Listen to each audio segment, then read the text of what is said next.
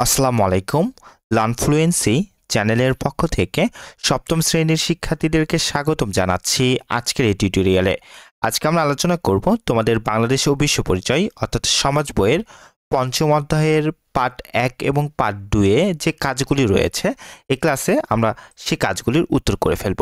তো চলো আলোচনাটি শুরু করা যাক। শুরু করছি পরম করুণাময় মহান আল্লাহ তাআলার নামে।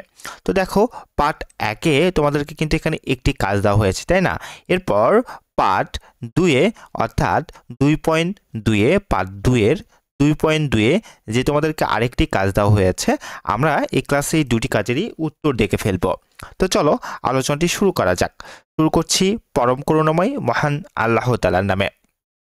তো দেখো এখানে পঞ্চম অধ্যায়ের পার্ট 1 সুনাগরিকের গুণাবলী, এখান থেকে প্রথমে যে কাজটি রয়েছে তোমাদেরকে বলা হচ্ছে যে দলে বিভক্ত হয়ে সুনাগরিকের গুণাবলীগুলো লেখো এবং শ্রেণীকক্ষে আলোচনা করো। সমাধানটি দেখো।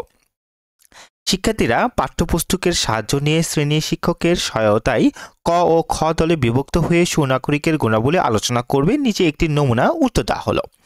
তো দেখো গুণাবলী, এখানে বুদ্ধি, কদল যে কথাগুলো বলতে পারে যে সুনাগরিকের অন্যতম গুণাবলী হলো বুদ্ধিমত্তা। এই গুণ অর্জিত হওয়ার সবচেয়ে বড় উপায় হলো শিক্ষা লাভ। সুনাগরিক রাষ্ট্রের মূল্যবান সম্পদ। কদল বলতেছে যে বুদ্ধিমান নাগরিক উপযুক্ত প্রতিনিধি নির্বাচন করতে পারে, দক্ষতার সাথে দেশ পরিচালনা করতে পারে, রাষ্ট্রের উন্নয়ন ও সফলতায় ভূমিকা পালন করতে পারে। এরপর আত্মসংযম বিষয়ে কদল বলছে যে ভালো মন্দের জ্ঞান বা কোনটি করতে হবে আর কোনটি করা যাবে না তা একজন বিবেকবান নাগরিকের গুণ। বিবেক হলো সুনাগরিকের জাগ্রত শক্তি। এরপর খদল বলছে সুনাগরিকের দেশের শাসন ব্যবস্থা সম্পর্কে জানতে হবে, আইন শৃঙ্খলা মানতে হবে, সুনাগরিককে হতে হবে দৃঢ় মনোবলের অধিকারী।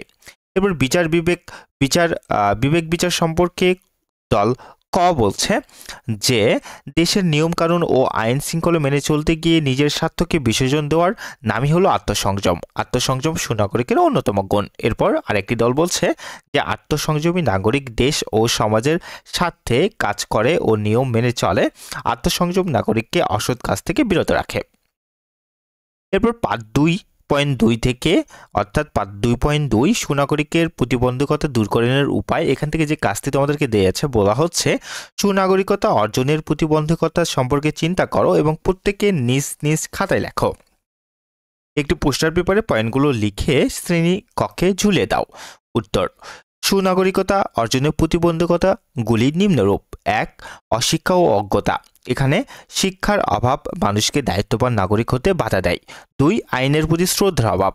আইন না মানলে সমাজে বিশৃঙ্খলা সৃষ্টি হয়। 3 নাম্বার দুর্নীতি ন্যায় বিচার ও সঠিক সমাজ ব্যবস্থাকে বাধাগ্রস্ত করে। 4 নাম্বার সামাজিক অবক্ষয়। নৈতিকতা ও মূল্যবোধের অবক্ষয় সুনাগরিক হওয়াকে কঠিন করে তোলে। 5 নাম্বার সহনশীলতার অভাব। ভিন্নমত সহ্য না করতে পারা সংঘাতের জন্ম দেয়। 6 নাম্বার পারিবারিক ও সামাজিক অবহেলা। সঠিক শিক্ষা ও নৈতিক দিক নির্দেশনার অভাবে শিশুদের মধ্যে সুনাগরিকতার গুণাবলী বিকশিত ও হয় না। 7 নাম্বার সাম্প্রদায়িকতা ও বিদ্বেষ। ভেদাভেদ ও ঘৃণা সমাজে বিভক্তি সৃষ্টি করে।